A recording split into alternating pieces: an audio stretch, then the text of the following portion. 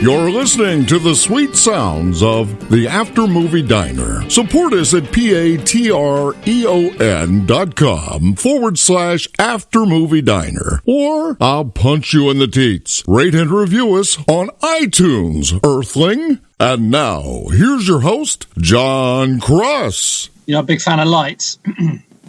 Well, where I am right now, where I'm living, staying, whatever. It's one of the fourth coziest places I've ever been, okay. And it's a lot like your mum's old gaff, in the sense that it's all lamps. So while there are 3 lamps on up here, and I have enough light for what I'm doing, you just can't see me. That's probably for the best, right? Well, because I've got a big old bum face. Exactly, yeah, you got a bum for a face. Who needs to see your face, right? Right, when it's a bum. Yeah.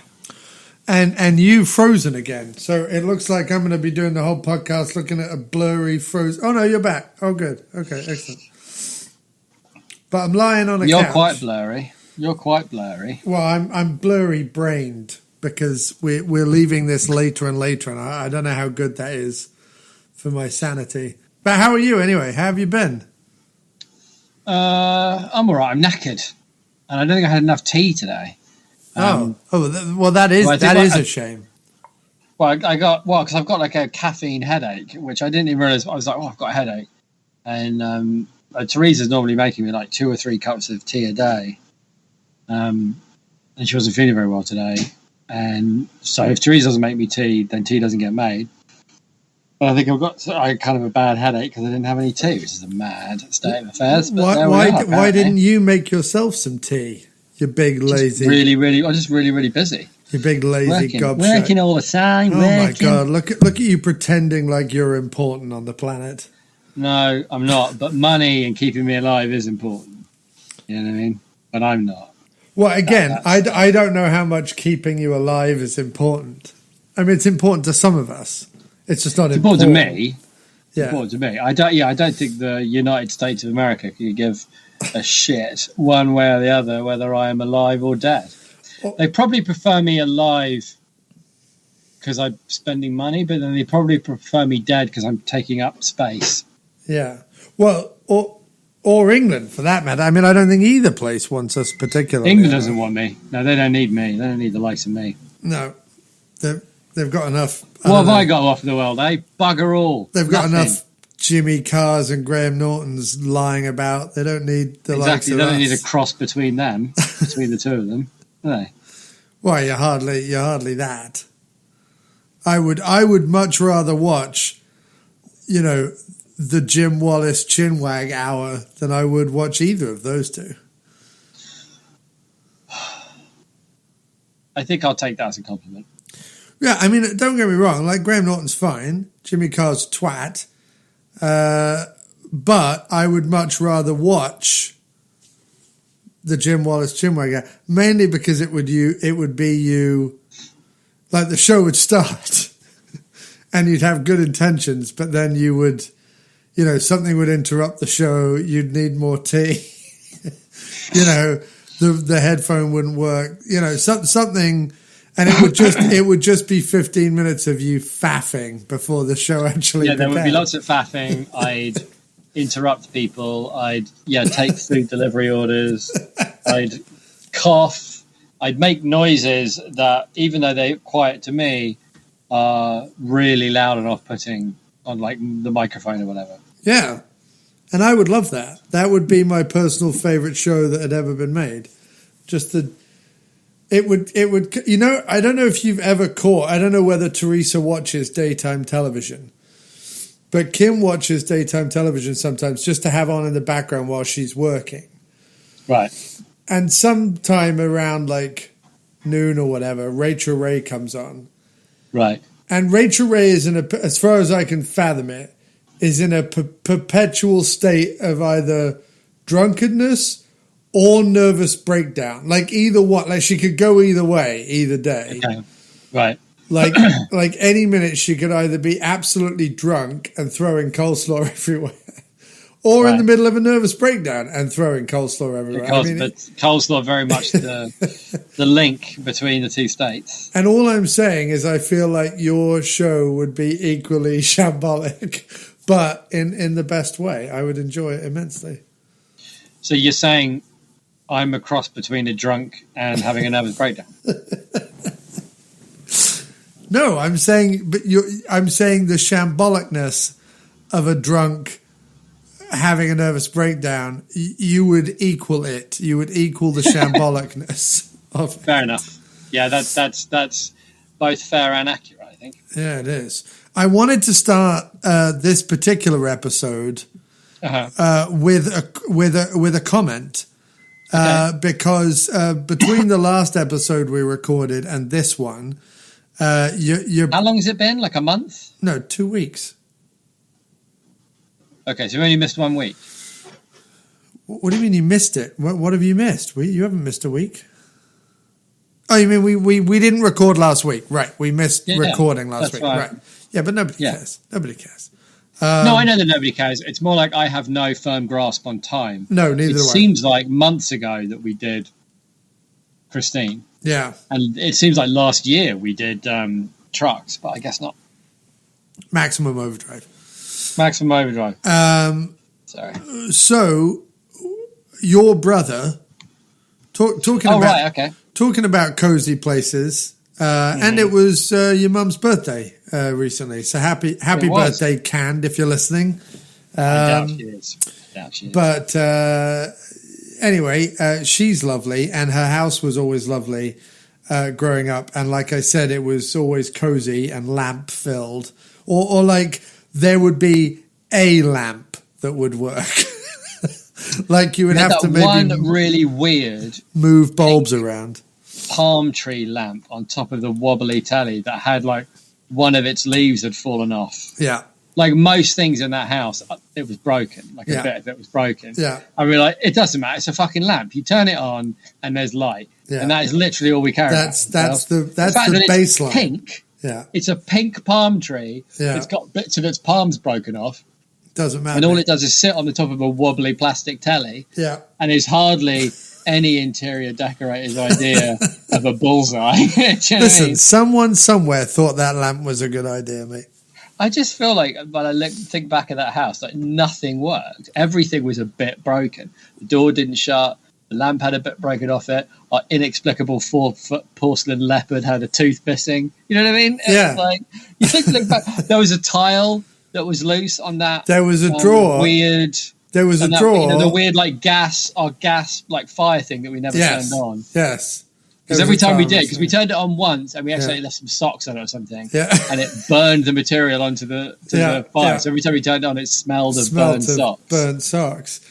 Then there was the fact that the kitchen fell apart, like slowly fell apart. Oh yeah, there was the top drawer. Every time you forgot that it didn't work, so you pulled it out, and then eventually, like Mum glued it shut. Well, that was the funny thing. That was us. So don't repair the drawer. Right. Glue it shut. Walk away. Seal it up like a cursed tomb, and walk away. Like a cursed tomb of diseased cutlery. Yeah. She just glued it. Well, that was it. Like it slowly fell apart. And you had to remember. And then about a year before she moved out, she just went, oh, fuck it, and just glued it. And I always kind of just responded very well to that mentality. Yeah. Like I always liked that mentality. But I was, in telling those stories, I'm providing a link between me talking about how cozy I am right now, the coziness of Westcombe, and then your brother, John Wallace's comment that he made 2 days ago on YouTube's, where he was listening to the Christine episode. And I wanted to start, although we've already started the episode, I wanted to, the first comment I wanted to read was John's comment. And I thought you would enjoy this. And here is the comment. Okay. It didn't escape my notice that there was some speculation in this episode about the existence or not of a shed round my way. The answer is there is a shed, and that it is a shed in the true meaning of the word. That is to say, it is a place of dust, spiders, and damp, where nothing can ever be reached without causing some house of cards collapse. The place is essentially one closed-off, teetering mound of junk that is at the same time completely useless and utterly precious to us. Who are these people with comfortable shed leisure spaces? I would attempt to build my own shed sanctuary if I didn't know that the instant I erected it, the thing would fill with moldy shoes, knackered prams, bits of foam. Ooh, that'll be handy one day. And whatever else I don't have the guts to sling in the bin. I am in awe of your shed-based listeners. For me to listen to the show in my shed, I would have to mount a highly unstable junk pyramid, prodded by sharp edges, breathing cobwebs, with one knee resting in some mystery fluid. An ordered shed eludes me and will forever. This is something I have come to accept about myself. We all have our demons, and mine lives in my shed. Well, the demon is the shed, by the sound of it. The demon is... I mean, the thing is, right, if I still lived in England,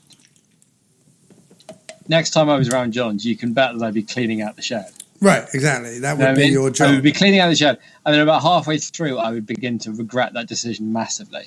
Right. But I would keep going. And then at the end of it, having nearly killed myself cleaning out his shed, John would see my efforts, complain about something that was missing, and then go back inside and eat a biscuit. And that would be the nub of it. Yeah, although you did clean up the basement at said mum's house. I did. And you did make it nearly killed me. You did make it jolly nice for our teen years when we would be reprobates down there smoking and a drinking and a smoking. It's right, but at what point do you think did we become people who would never ever go to that place now?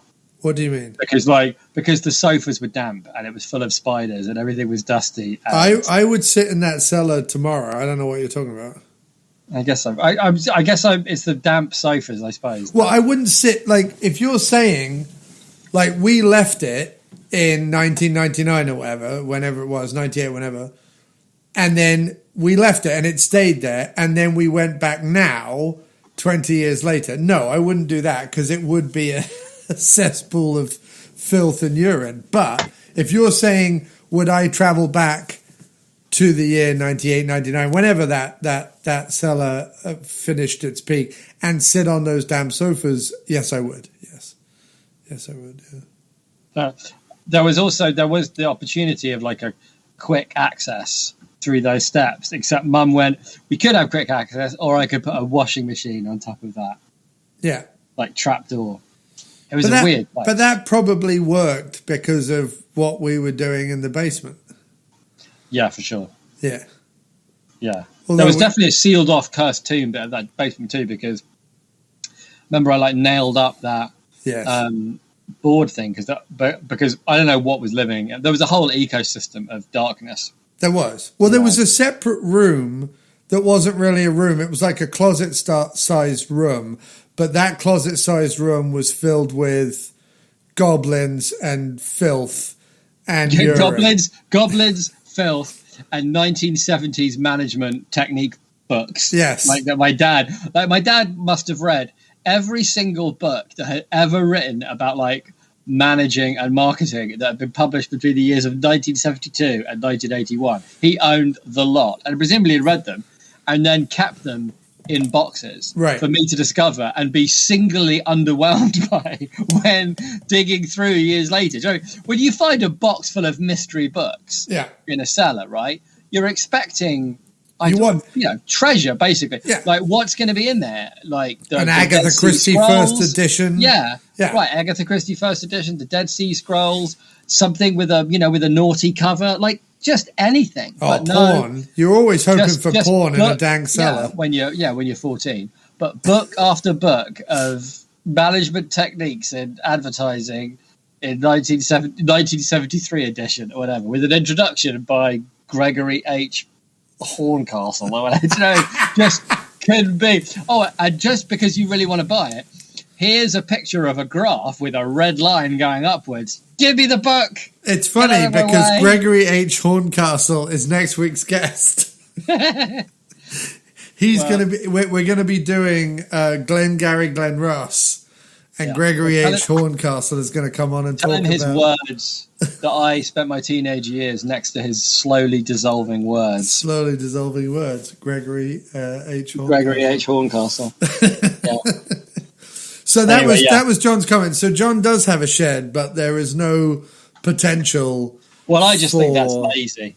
I think that's lazy. I'm calling him a lazy bum. For shed in the middle of a pandemic with nothing else to do. Yeah, he hasn't cleared out his shed and turned it. I mean, he does have a job. He does have a job, a wife, a daughter, and a novel that he's been writing.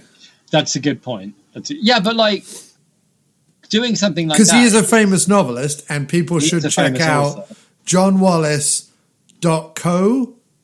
Is that what it is? Yeah, johnwallace.co. Or go to Waterstones or wherever people sell books and buy the Kensterbeck trilogy. The Kensterbeck trilogy, which that doesn't help because if you ask someone for the Kensterbeck trilogy, they might not know what it is. It's Barricade, Rick, Barricade,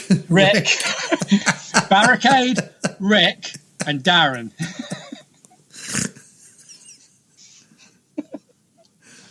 Barricade, Barnaby, Rick. No one. Rick. No one's getting married, Michael. I'm talking about Mary.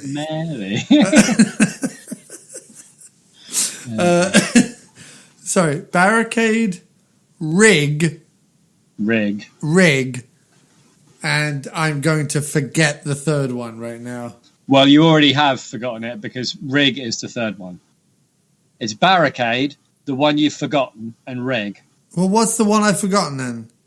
Steeple, that's it. Barricade, Stephen, and Rick. Yeah, Barnaby, Stephen, and Rick. Yeah.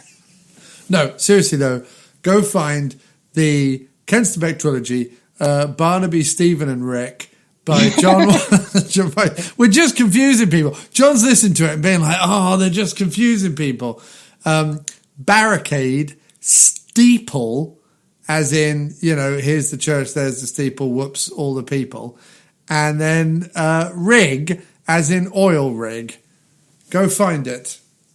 It's a kind of it's better than cleaning out a shed. It's better than cleaning out a shed. Oh, and it would be perfect for our shed-based listeners to recline. Oh, yeah, they would really enjoy it. Put your feet up in your shed. Read a book. They're leisure sheds. Now, read a book in a shed. Now, there's the thing. Did John invent it? So, how was it lady sheds or woman sheds? What were they calling them recently? Like women were having there was in my women's shed. There was that advert on TV about it as well. And like people in my women's was shed. it lady shed? She shed. That's what they were calling them. She sheds. So you have she sheds because for some reason gender specific sheds. Then you have regular sheds, which are the sheds that I believe John is talking about. But I think what our listeners have are leisure sheds. Kind of like leisure suits, like the kind of shed where one would wear, some sort of velveteen jacket, like a leisure shed. You know what I mean? I do, yeah. Where a pipe could be smoked without nary judgment, without anyone coming by and being like, "Are you smoking a pipe in there, laddie?" In a judgmental fashion. If you owned the shed, if the shed was owned by a judgmental Scotsman, that might happen. I don't think Robin is a judgmental Scotsman. I think his friends are judgmental. Saying if you're sitting in your shed, yeah. If you don't want people to come up to you and say, "What are you up to, laddie?" Yeah. Don't smoke your pipe in somebody else's shed. Right. Preferably one that's owned by a grumpy Scotsman. Right. That's what I'm saying. And I feel like the Scotsman, and it's Robin, right? Robin, our listener, who has the chicken. We still don't know the chicken's name. So, Robin, if you're listening, email us about the chicken's name. But he clearly had judgmental friends because they chastised him for having curtains in the shed. And I feel like that is one judgment too far. Don't come between a Scotsman and his curtained shed mate. That's what I'm saying. Agreed. So, this week, we are talking about Repo Man. We're talking about Repo Man because we did Maximum Overdrive. Then we asked the question, is it King or Estevez? Is it King or Estevez? And answer came there, King. So we did Christine. And then we were looking around for a potential Estevez. You mentioned Repo Man because Repo Man features essentially a killer vehicle, although it's not the vehicle doing the killing. It is something in the vehicle. However...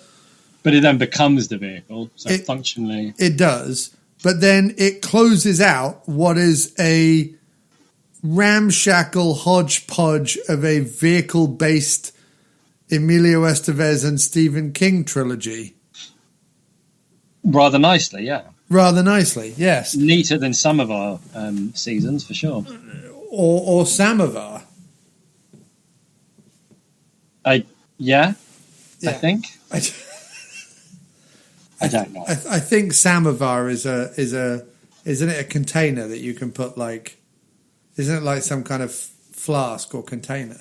I think it's one of the things that you put tea in when you're in like a village hall or whatever. Is that what it is? Like one of those big... I think so. I think that's what a samovar is, I think. Okay. So anyway, we're talking about Repo Man, Emilio Estevez, Harry Dean Stanton. It's made in the 80s by our warty friend and yours, Alex Cox, who we first became aware of. Now, I have to ask you, Jim, because you're a little older than I am. Did you first become aware of Cox on Moviedrome, or were you already aware of Sid and Nancy and others before he did Moviedrome? Moviedrome was what introduced you to the gloriously tombstone-teethed and warty-faced Alex Cox, who, of the two Moviedrome hosts that we grew up with, him and whispering Pretencio Mark Cousins, he was the preferable one of the two hosts. Yeah, I'd say he was more preferable. He was he was more of a film enthusiast than a film critic, I would say. So he wanted to share things he loved about movies and ask you to watch out for things, that he thinks you would, that you'll enjoy, rather than flaunting his own cleverness in the guise of. Well, I mean, Mark Cousins seemed... So Moviedrome, for people who don't know, but especially people in America, Moviedrome was probably the closest English people ever got to a horror host or a movie host as we would have over in America, whereby someone dressed up in a thing, did a lot of puns and hosted a movie. The Brits being the Brits, that really didn't happen. Alex Cox used to have kind of slightly more of a sort of movie genre themed opening to his Moviedrome, where I remember especially like a film noir tinged opening with him with cigarettes in an ashtray and like low lighting at like an old privatized desk kind of thing. I remember that. Yeah, and I remember him hosting American Werewolf in London on a moor, and like punctuated by like far off howls that I think got closer as he continued to talk. It was really cool. So he used to do more It was fun and a bit silly. Yeah, fun, bit silly, and genre themed. When Mark, a whispering Irish twat Cousins, took over, he would do weird things like jet off to Rome and stand in the Colosseum and then like introduce Demon Seed. And you'd be like, I don't understand the connection here at all. You seem to have just used BBC Two's meager budget to fly off to Rome, you hoary old tart. To be fair, it's not the worst idea I've ever heard. It's not the worst idea. And you can't, like, on one hand, you can't blame him. But because he's such an insufferable twazzock, you have to blame him. Like, you have to be annoyed. He can be blamed for many other things. May as well throw that on the plate. Right. While you're at the canteen of he's the guy. Cousins' shortcomings. For people who don't know, Mark Cousins is the guy who made a documentary series called The Story of Film, where it was literally about, like, Botswanian black and white still life film from like the 1940s or something. And you're like, obviously there needs to be a documentary made about black and white Botswanian still life film from the 1940s. But he almost, his entire ignoring of anything other than, Latvian poetry photography or like, Ukrainian poverty documentaries about oats or something. Like it was just whatever fucking obscure, boring, horse waddle that he could find, he would put that in the story of film. And I'm sorry, to make a documentary called The Story of Film and completely ignore, Hollywood, Bollywood, British film, Ozploitation, whatever, it's just ridiculous. I mean, of course there's European art cinema. Of course there's, Ukrainian and Russian black and white, poverty staring out of a window. My lot is a potato in a bowl and that's about it. Of course those films have value, but don't call your documentary Story of Film and then just like ignorantly just be like, well, all of Hollywood is shit. And I'm just going to, focus on, German expressionist stuff or fucking, here's a thing made in Tehran in, 1962 that features a guy with a mustache and a Kalashnikov or whatever. You're just like, I mean, nobody fucking cares. Iranians making movies. Bastards. No. I'm just saying. Oh, I get it. You're just sticking it to the Iranians. No. Tehran is what I said. But like isn't Tehran in Iran? Yeah, it might be.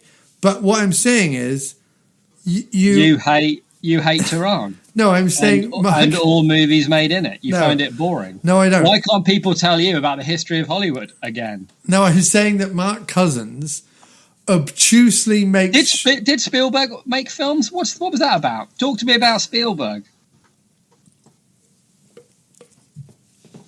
I'm just being a cunt now. I'm sorry. Yeah, you are. I'm saying that.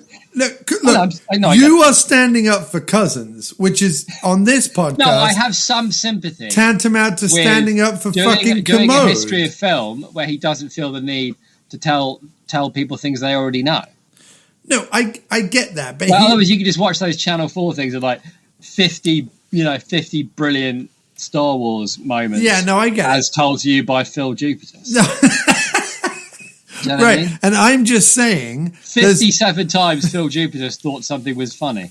There's a middle ground. To express how little I care. There's a middle Phil ground. Jupitus thinks about anything. There's a middle ground between Phil Jupitus presents 40 moments someone fell over on film, right, and Mark Cousins wandering through the streets of Oblomov, No, I know, but wherever. I understand. But I have some sympathy with the idea of if you're going to make a documentary about the history of film, then talking about things that people don't know about might be seen through a certain prism to be more useful than rehashing things and if it just for the purpose of showing that clip from The Thing again. If it was hosted by anyone else who I didn't want to punch violently in the nose... He's an absolute arsehead. Yeah, he is.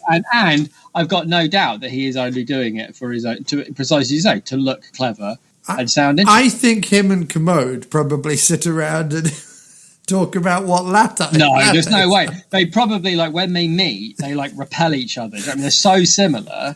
Like, they can't occupy the same point in space-time because otherwise the universe can't cope with it. It's, like, that much... Yeah. Like, that much pointless smug. Yeah. It's like, why are you smug about the fact that you really like films that you think other people don't know about? Right. Like, that's where you get your jollies. You don't want to share.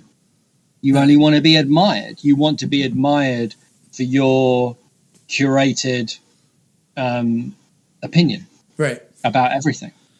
But I wonder, and I don't know if this ever happened, but if Mark Cousins ever hosted Repo Man on, or any of Alex Cox's films on Moviedrome after Alex Cox left?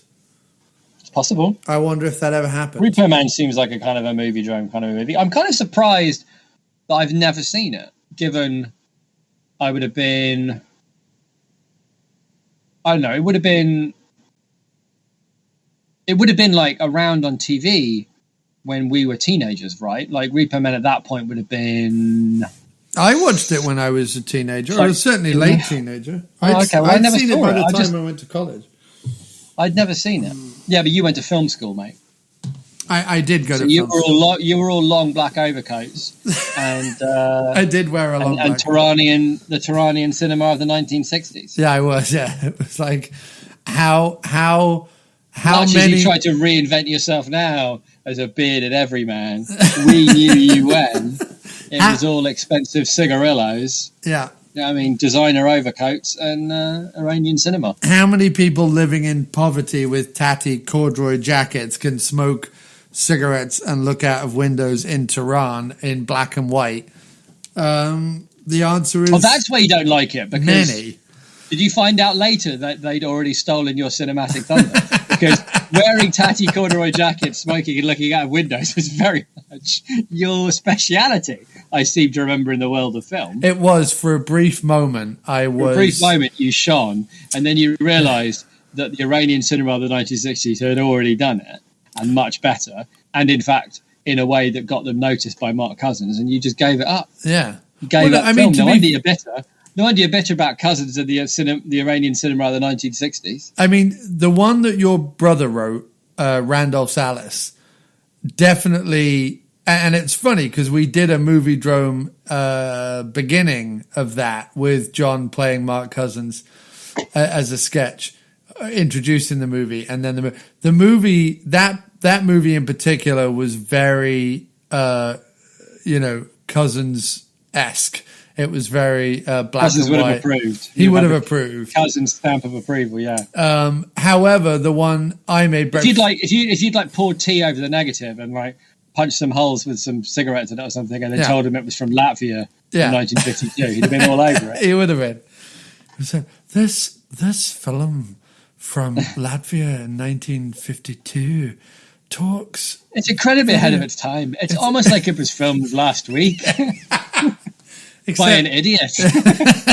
But believe you me, the idiocy is very much a disguise for deep ruminations.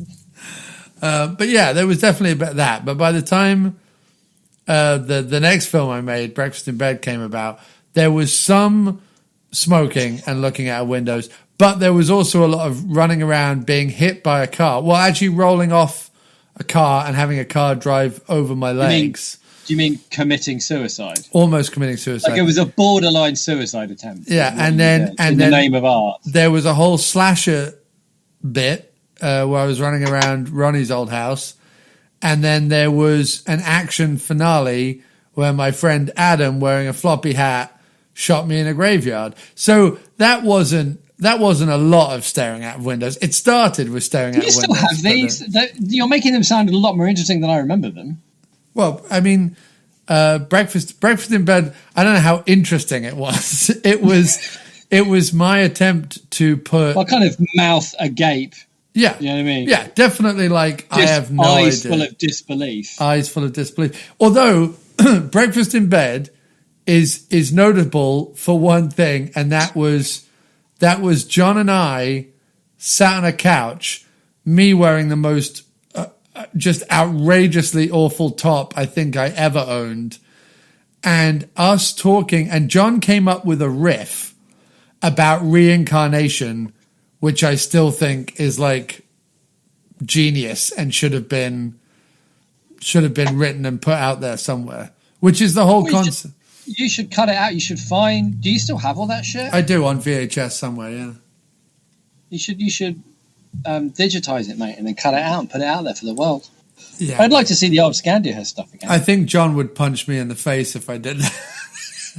I think he's probably mellowed out a bit. If I revealed to the world our 18-year-old selves trying to be interesting, I think that would probably be. I think people would be able to draw very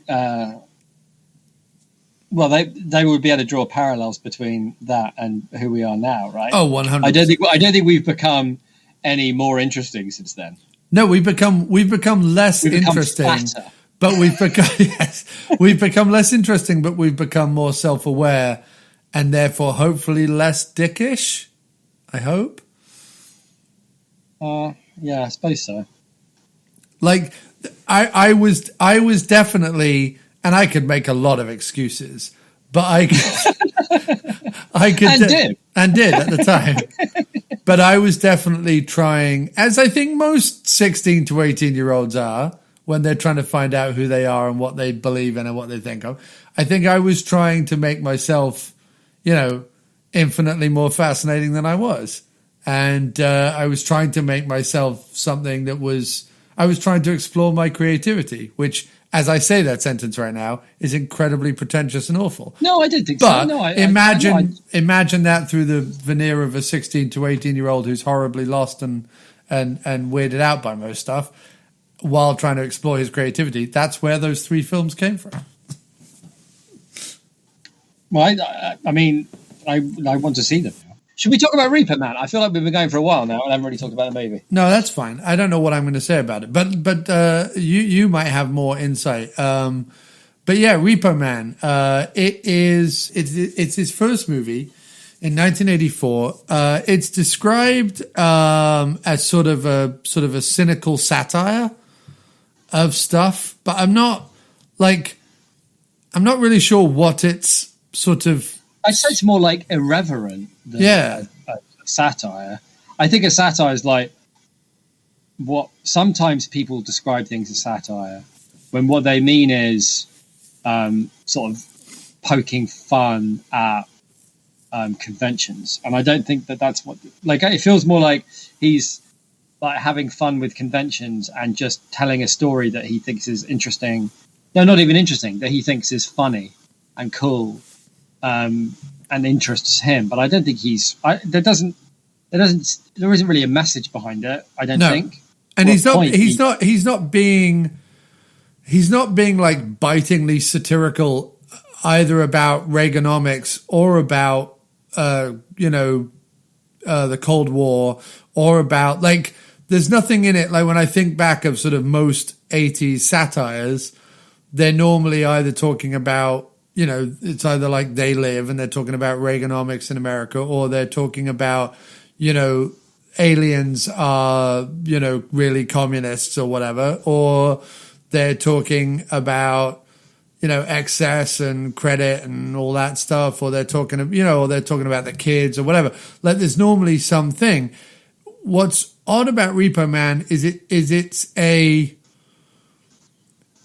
it's both a film about nothing and at the same time a genre film, where one of the central focuses of it is kind of a punk aesthetic, both about punks itself, but also like a punk take on filmmaking in general, with a handful of stuff that he's clearly stolen from other people. And I think even admits as much. Like, he kind of cherry-picked stuff that he liked from other people. I mean, like the whole thing with the parents and sat on plastic and, them watching TV evangelists and all that stuff. That's straight out of like Time Bandits. And it's, and sort of the kind of thing that Terry Gilliam would do. And it's very interesting, of course, because one of the big things, one of the big stories about Alex Cox later in his career was that he had to have a writing credit on Fear and Loathing in Las Vegas because he was originally working on adapting the Hunter S. Thompson book. And even though all the passages in the film are actually Hunter S. Thompson's, the Screen Actors Guild of America demands that if you write more than 25% of a screenplay, you have to be credited. But the 25% that Gilliam claims that he gets credited for was in fact Hunter S. Thompson's words and not either his or Alex Cox's words. But it was a whole hoo-ha, and Alex Cox had to be either paid off or get a credit on the film. So they do cross paths later on, but there's definitely some Gilliam-esque or moments But again, Alex Cox, he's a Liverpudlian English guy. Like there's moments of like he has some sensibilities. You're saying about the punk aesthetic. There's moments where it feels like not as funny, obviously, but like quite young onesy. Yeah, you know. Yeah, there's definitely it. You totally and utterly understand that it's a movie by a British dude. Obviously into punk because he would go on to make Sid and Nancy, but like a probably like a middle class college dude from Liverpool. I don't know if he's middle class, but he like smacks to me of someone that you probably would have met at like Manchester Uni or Reading Uni or something like that, who probably wore his collar up for a bit, and whatever, but who was also like a genre film fan, but also like an irreverent comedy fan, like either Young Ones or Monty Python or Not the 9 O'Clock News or whatever. And you throw that all into a mix and drag him out to America and go, you know, go ahead and make your like wacky British punk genre film, nihilistic, cynical, you know, alien comedy. And this is precisely the movie you would expect to kind of spit out the other end of that machine, if that makes any sense.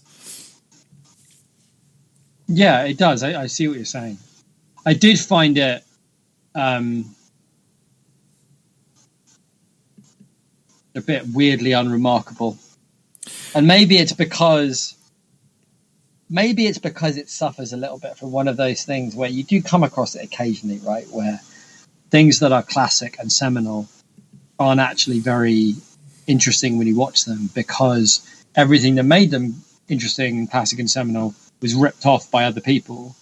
And so nothing appears like strikingly fresh originally to anyone. And when those things are taken away, it doesn't really have much of a heart or, you know, or a point. Like it's tough for me I don't really give a shit about Estevez. I could give a shit about Harry Dean Stanton, but he's like not really in it, and he sort of comes and goes in a weird kind of a way. So do you know why that is? He's filming something else at the time? No, like him and Alex Cox fought a lot on set. And so the whole sequence, for example, where Estevez and the other repo dude, the black guy, gets shot at from the guy in the house, that was meant to be Harry Dean Stanton, but Alex Cox had actually fired him and then brought him back onto set later on. Okay, that makes sense, because there are weird shifts. It's like, why is he with another Repo Man? That doesn't make any sense. Well, and it also spoils... You know, this is a funny one. So I put out on socials that we were going to be talking about this, and I got sort of the responses that I was expecting, like everyone talking about, you know, the fact that they love it. It's one of the best cult movies of the 80s. It's got loads of quotable lines. Harry Dean Stanton's amazing. All these kind of comments. And I get that if you saw it at a certain point or a certain place in time and it found that sweet spot in you, that you would carry this film around with you. The weird thing is despite liking a lot of the things around it, like I quite like Alex Cox and I quite like Emilio Estevez and I quite like Harry Dean Stanton and I like weird movies set in LA where nothing much happens, and I like the fact that it feels like a post-apocalyptic sci-fi, even though it's taking place in what is clearly present-day LA. Like I like that it's kind of an alien landscape, right? And I love the cars. Yeah, say like the aesthetic of it is really nice. Like I like a lot about it, but my feeling is that, and I forget the exact phrase that I used, but I don't have, like, every time I watch it, it's like I've never seen it before. I can't engage with it. Like I can't feel anything about the movie. And it's, you know, and it's difficult anyway, because it's a fairly cold film in terms of its characters, you know, because Harry Dean kind of comes and goes throughout the whole thing, and because Emilio Estevez is playing this like punk with no regard for anybody or anything, even down to the fact, like later in the film when the shootout at the market happens, or the liquor store or whatever that is, like that little bodega market liquor store shootout, that he actually sort of, runs away from Harry, cares more about his old friend, his old punk friend, than he does about Harry Dean Stanton. And the whole thing kind of weird. Harry Dean even sort of weirdly disappears at that point. You're not really sure what's happening to him, and then he shows up later on. You're never allowed because of the punk aesthetic for Emilio Estevez. He's never allowed to like Harry Dean Stanton. Like, they're never allowed to bond. That's true. Yeah. And because Harry Dean Stanton is this sort of nihilistic, cynical, grumpy old man guy, yes, he takes Emilio Estevez under his wing enough for the film to you can't have nihilistic, cynical old man paired with nihilistic, cynical young man. That's no... Like, I'm not saying you need to, it doesn't necessarily need to be a cliche, right? But there's a reason why you don't put two people with exactly the same outlook on life together in one car. Right. Like, you can, but it just won't be very interesting because they don't... Especially ones where their defining characteristics are not getting close to other people and not caring about other people. Right. Like, because they've got no incentive to change, so they're just going to sit there being the same people they were at the beginning of the film, not learning anything from each other, right? Just kind of drifting through their lives, which, that could be satirical. We all drift through our lives, but equally, I clearly I do enough drifting. Do I have to do my drifting while I'm watching a movie? Do you know what I mean? Is that right. really where the drifting should be happening? You trying to get me to wake up? Is that what you're trying to do, Coxie? To wake up? I don't really get that either. And it's sort of... It's odd. It's like, I understand where punk comes from. And there's even points in my life where I feel, or I have felt, punk attitudes towards things. And you could even put on some punk music and I'll be like, oh, I totally get this and jive with this and I understand this. But overall, there's only so much of it that I can be bothered with, if that makes any sense. Yeah, I suppose that's true. I've never been...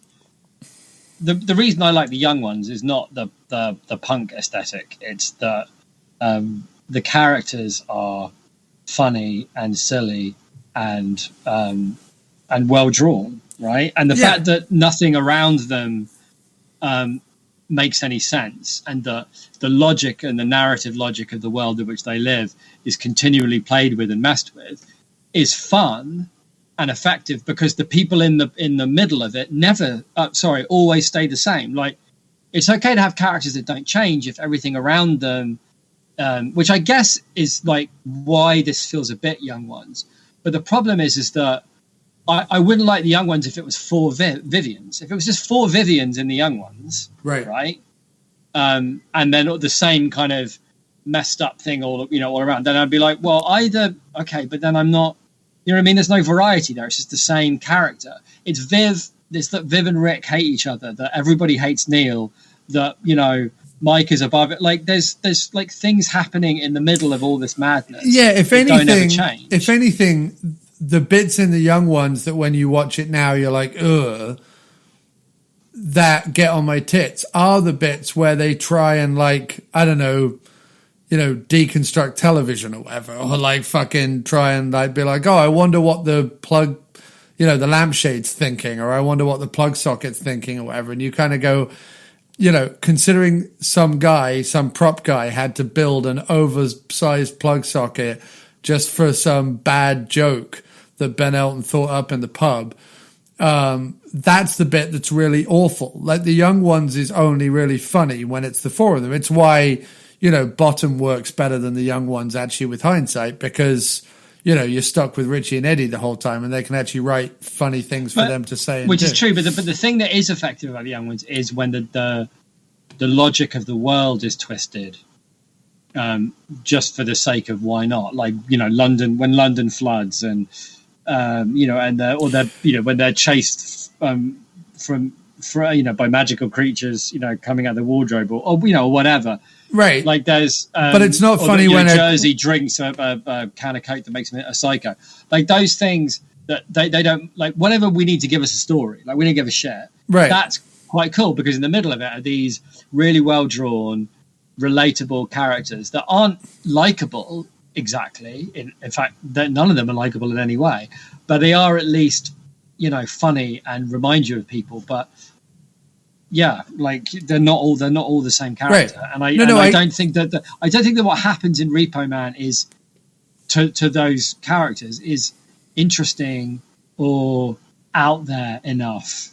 Because I know that there's a car with a mystery thing in the boot, but like that comes and goes, and it's never really clear what it is or what's at stake, or why we care, or why they care, or.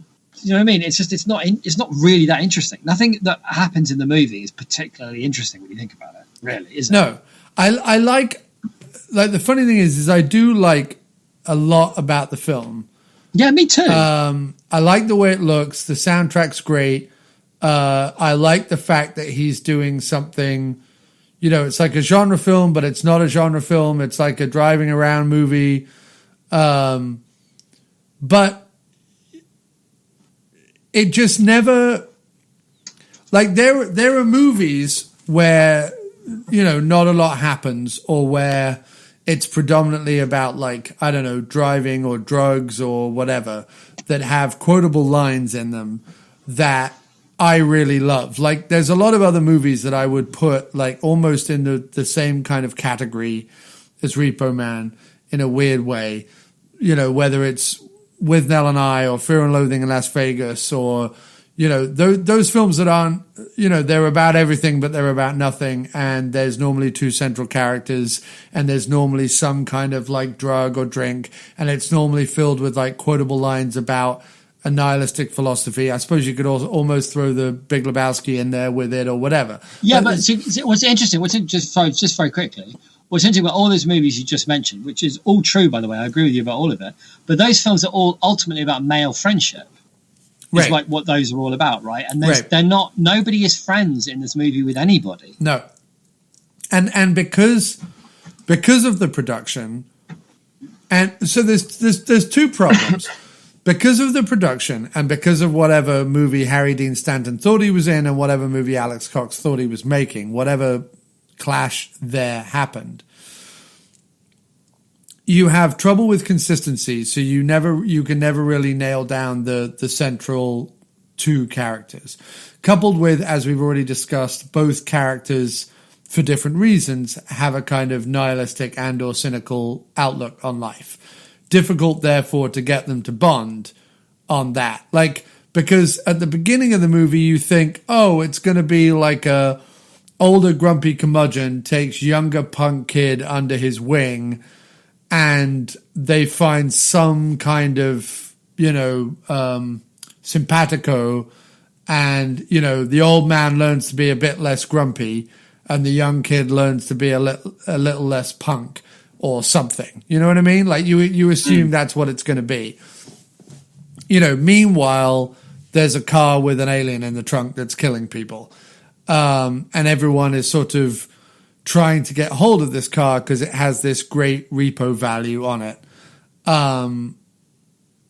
So it's sort of like, on one hand, this movie that you'd really like to see but never quite pans out, which is the Harry Dean Stanton, Emilio Estevez movie that is there but isn't there and never quite has any kind of payoff.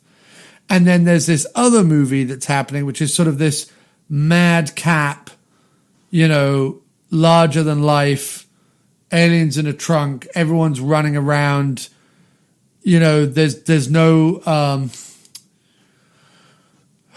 real logic to any of it. There's no real people have relationships in seconds. Other people are caricatures, other people are, cartoon versions or whatever. And it just, none of it really hangs together. And the whole idea is just, there's this car everyone's trying to get their hands on. And then, it ends because the car starts glowing and flies away. And you kind of go, am I meant to get something deeper out of this? Or is it just meant to be cool? And And I think ultimately, from watching all the extras on the disc, I don't think anyone making this movie had anything more interesting to say than, oh, this is a cool idea, or this is like a wacky idea, or this is playing with. I think it's far more obvious that Alex Cox is having a go at playing with a few different genres than he has any interest in really telling a story within any of them.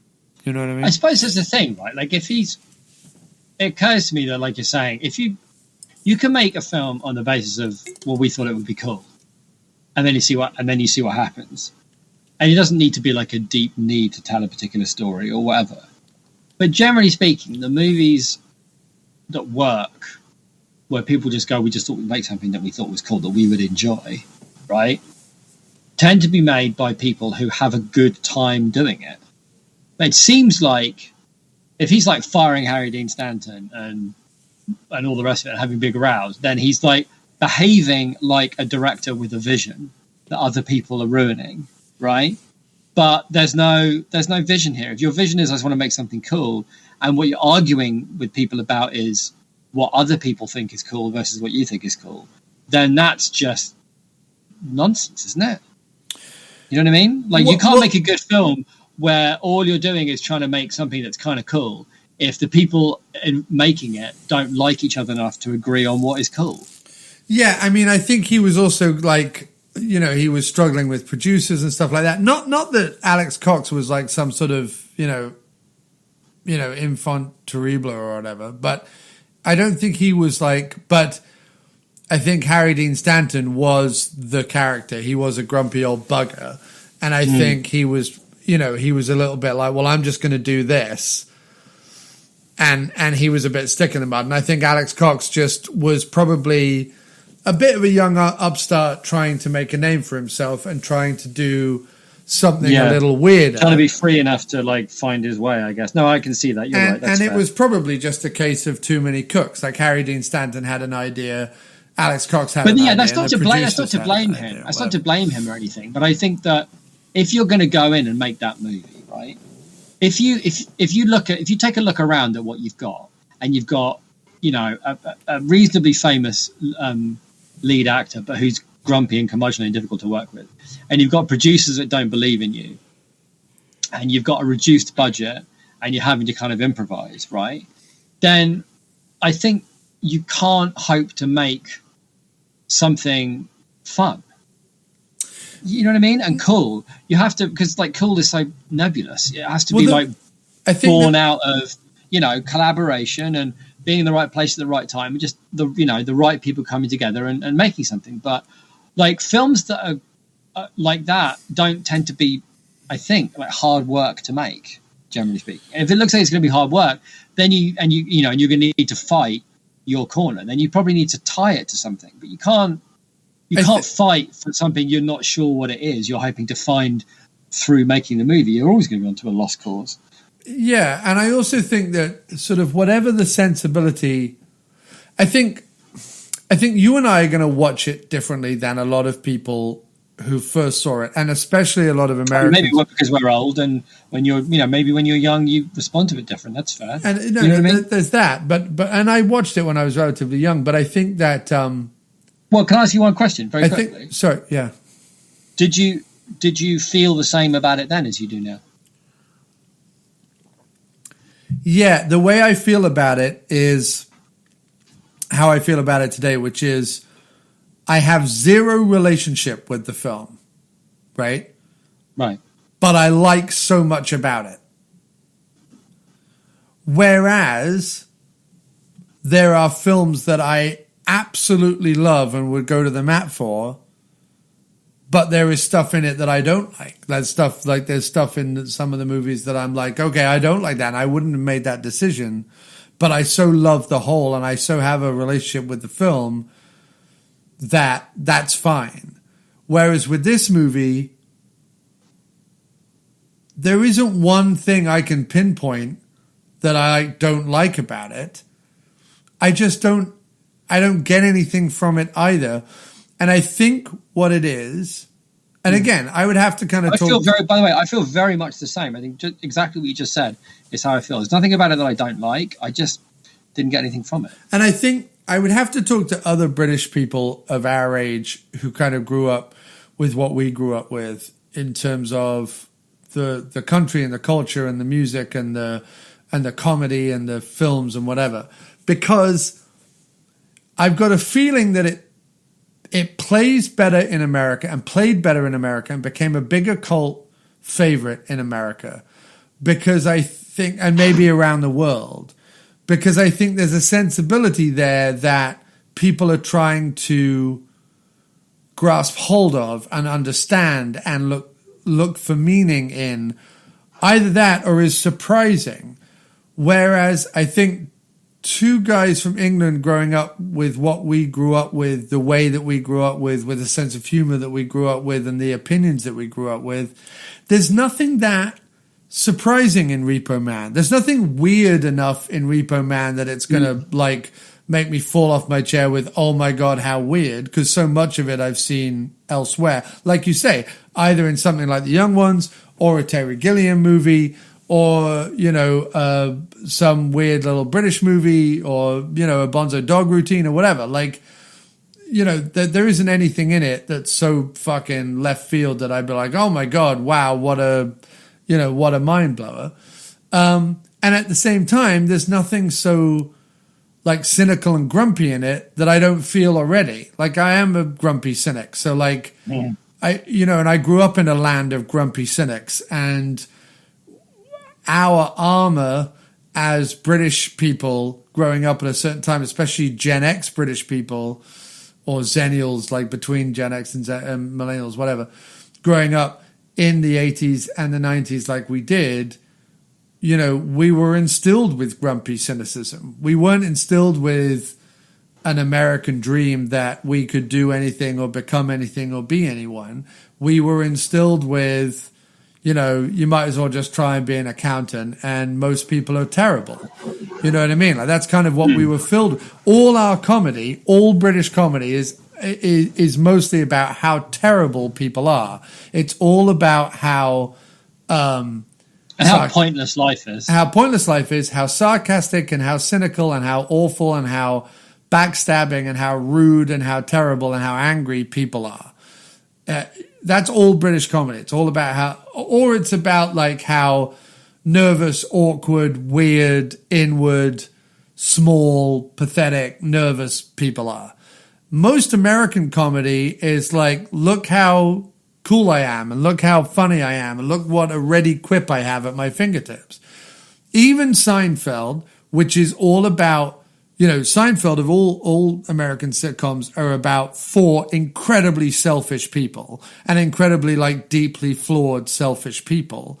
They're all incredibly deeply flawed selfish people presented to the world in a very like, wouldn't you want to be in this gang type way? You know what I mean? Like, even though they're far more like the humor of Larry David, especially, is far more British than, or far more European than it is American in its celebration of the, the downtrodden, the confused, the angry, the ignorant. But it's still presented in Kramer still sachets in through the door and the crowd goes, like it's still like, hello, darling, I'm home. Like that's still the current that runs underneath it. Whereas, no one applauds when Basil Fawlty comes in through the door. They might laugh at him, but no one's applauding. Right. So there's no sensibility in Repo Man that makes me go, oh, wow, how original. Oh, wow, how different. Or, oh, I'm not getting it. And I also think that sort of cynicism and comedy, that kind of comedy of cynicism and comedy of sarcasm is done much, much better in other places. I just don't feel like, Harry Dean Stanton looking out the window and just sort of saying his line about like, look at these assholes, ordinary fucking people, I hate them. Like that's a very blunt hammer compared to, some of the cleverer kind of nihilistic or sarcastic or cynical statements that are out there in movies, both British and American. So I just there's all of that that is tied up in it that I wonder whether that's really why I don't engage with it that much. But also, like I said, there's just films out there that I find, you know, I have a better relationship with me, or touch me more, or I have some empathy. You know, Withnell and I is a prime example. Withnell's a terrible character. You wouldn't want to spend more than 5 minutes with him. But ultimately, the success of the movie is that you end up having empathy for him. Like, you can see the point in your life where you were Withnell, and then you can see the point in your life where you became Marwood and walked away. Like, it's about something. It speaks to something within either a human or a very male psyche. I don't know what this speaks to. And if the point of it is like, well, it doesn't speak to anything and you know, jolly japes, you kind of have to say, all right, but therefore it needs to have more japes in it. Like, it needs to have more japes, scrapes, and wackiness in it if the point is none of it means anything. And the last thing I'll say is that like a good comedy, like a good parody, so like a Young Frankenstein or an Airplane, in order for you to hang a series of completely non sequitur, bizarre jokes onto a thing, there has to be a framework there. There has to be a recognizable framework. Even if you're going to do the Holy Grail ending and, you know, just have the police arrest the film crew and it ends, right? Which even the Pythons admit is a shitty ending at this point. As long as most of the film hangs together on a framework you can just accept, like you just say, I know what I'm looking at, I know what they're parodying, now you can do whatever you want because I'm there, I'm with you, I'm already following the journey. You know, all successful comedies and parodies and movies to some extent have a framework I can at least hang some stuff on. This movie starts out with a clear framework, meaning two guys, two curmudgeons in a car, Repo Man. There's going to be a car that they're going to try and repossess, but everyone wants to get it all at once, and everyone wants to get it all at once because there's an alien in it. And you start off and you go, I'm with this movie and I'll accept the wackiness. And then about halfway through the movie, you realize it's as if the police arresting all of Holy Grail at the end of the movie happened halfway through and they didn't bother to write a second half of the film. That's how it feels like with Repo Man. You start off with a place going, Alex, I'm with you. I get it. I'm with you. I know what you're trying to. You've got two disparate stories and you're trying to tie them together, and it's going to be jolly japes with Repo Men trying to catch a killer car that's got an alien in it or whatever. But then it's at a certain point, it either doesn't have anywhere to go, or it just keeps repeating itself. Either one, it doesn't. Either one, the framework on which you're trying to hang your bizarre and or nihilistic things on has fallen apart midway through the film. And the fact that it even, you know, crawls over the finish line is something to be applauded, because there's nothing in the second half of the movie. Not that there's much in the first half of the movie, but there's nothing in the second half of the movie whatsoever. It's completely lost, most of it, and it just does stuff for the sake of doing stuff. And so that's, I mean, if I'm going to be hypercritical, that's what I'm going to say about it. Outside of that, like I said, I really love the like grungy LA. I don't think Emilio Estevez is particularly well cast as a punk kid. Like, he's too square and too just, I know he's not flabby, but he's kind of flabby. Do you know what I mean by that? No, I know what you mean. He doesn't look like a punk. He looks different from all the other punks in the movie.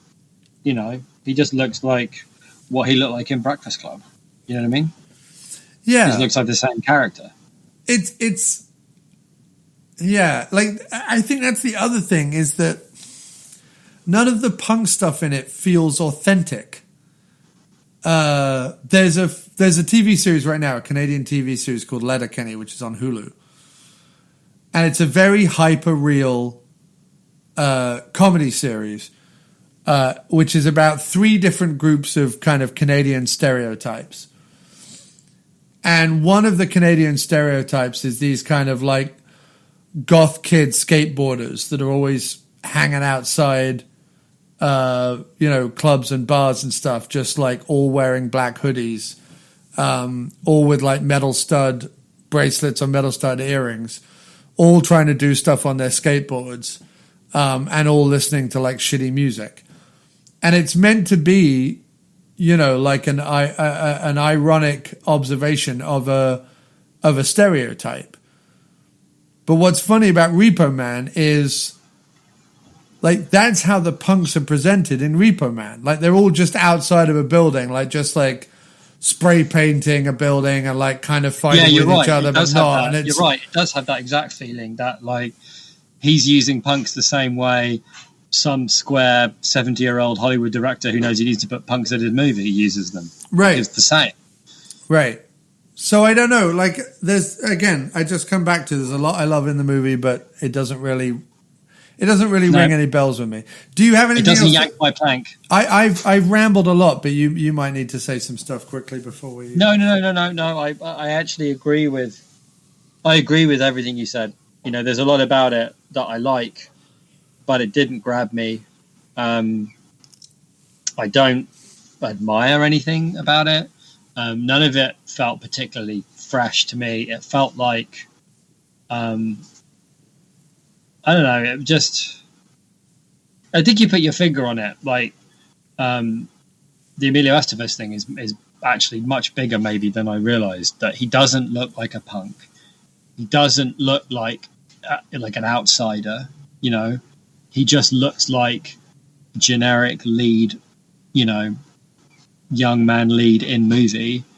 So he doesn't feel like he represents anything except I am the lead character in a movie. And if that's not what he is, it's not as if he does anything or goes anywhere or has any, leading man in movie stuff to do, that you can then build other things around that. Right? You know what I mean? It's like, yeah, you can have a boring lead if like the people around them are funny or interesting or the setup or whatever, right? But if you just got if he's supposed to be emblematic of nihilism and alienation and whatever, then you can't cast someone who looks, like he just stepped out of the Breakfast Club.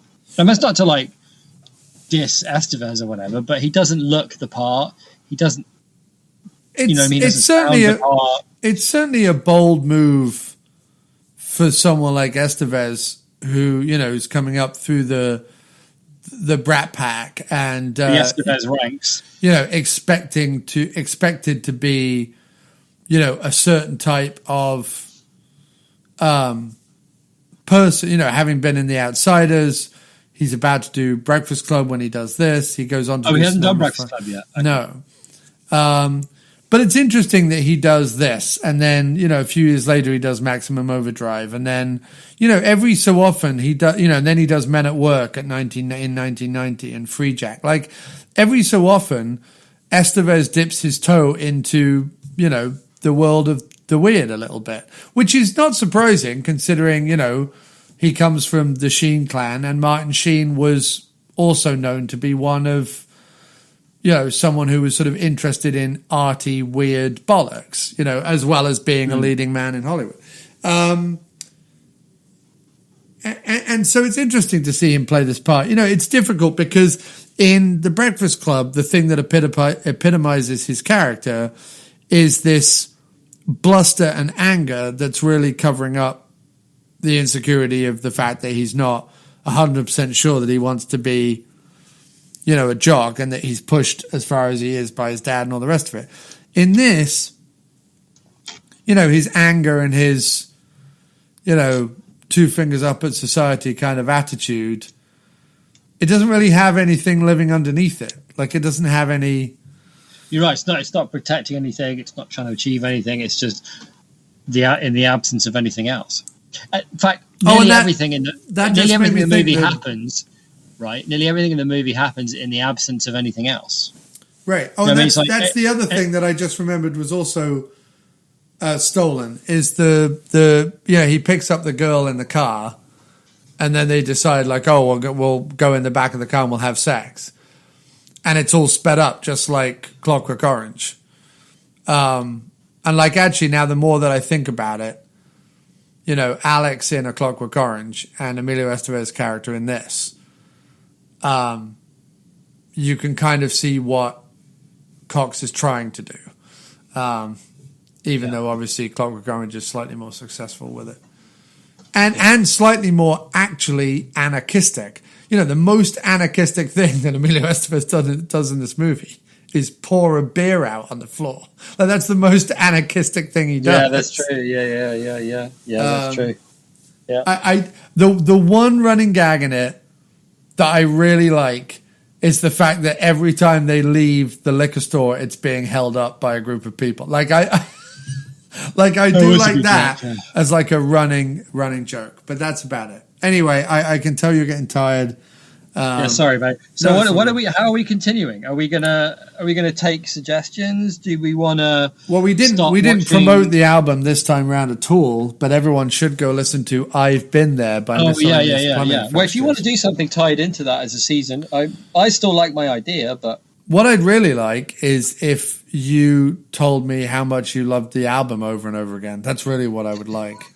But we could do you want to do like a season of that? Like a season of you like telling me how... Part 1, I talk about how great the album is. And then part 2, I talk about how brilliant the album is. And then part 3, we discuss the enormity of its brilliance. Yeah. And then part 4, we discuss the breadth of its ingenuity. I wonder if... Because there's 12 tracks on the album. Right. And they're all 2-word titles. And they're all titles that we could use to inspire different film viewings. Okay. I think.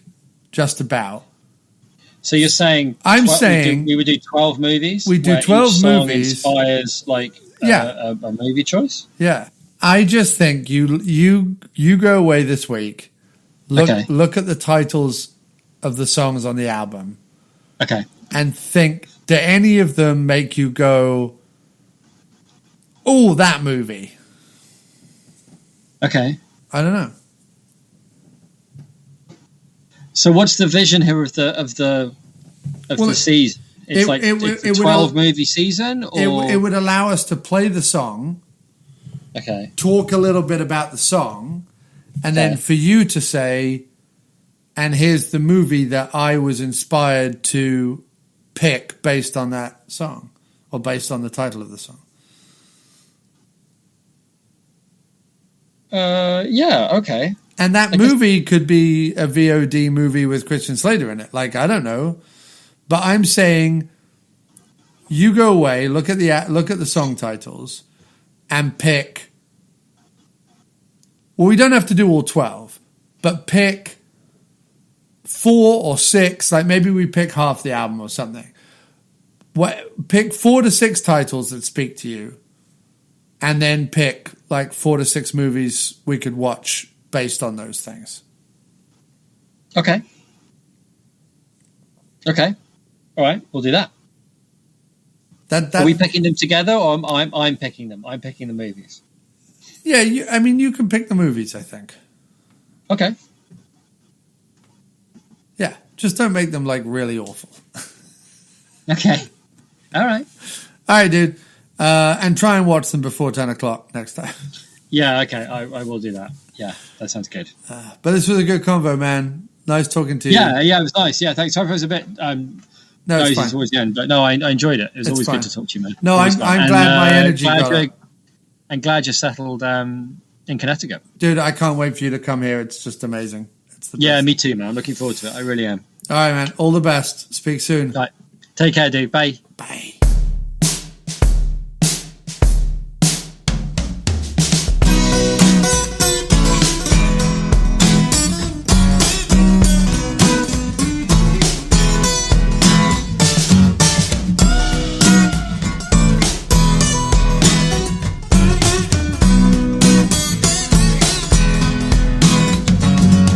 Let me tell you all about the horror Let me tell you where you were going wrong. Let me tell you what you should be watching. Let me show you it was there waiting for you all along. Let me be the one and only arbiter. Let me hold your hand and let me show you the way. Let me hide behind a name that isn't mine. Let me never be around when you finally found the words you want to say. Let the boundaries you're protecting stay strongly guarded. Let your gaze remain true and fixed. Let all who dare oppose you be removed and silenced. Let there never be a treat behind each one of your tricks. Let the lines you track one day come and get you. Let the world around you know who you support. Let everything be all around you and you alone. Let me tell you who to befriend and who you should report. Let this machine dictate every single color. Let the definitions you believe be tight and strict. Let your borrowed voices ring from head to head. Let the way be clear and straight and void of conflict. Let the boundaries you're protecting stay strongly guarded. Let your gaze remain true and fixed. Let all who dare oppose you be removed and silenced. Let there never be a treat behind each one of your tricks. Let the things that you just read about be immovable. Let everything you overhear be set in stone. Let one day suddenly all our eyes be open